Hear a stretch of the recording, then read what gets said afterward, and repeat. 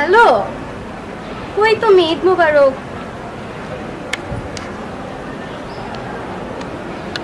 আজকাল দেখতেছি খুবই ব্যস্ত মানুষ, ভুলেই গেছো আমাকে।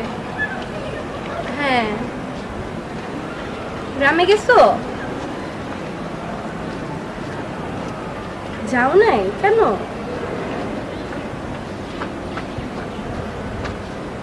ও আচ্ছা, এখন ব্যস্ত মানুষের কি সময় হবে একবার মিট করার আজকে? হ্যাঁ, করাই যায়।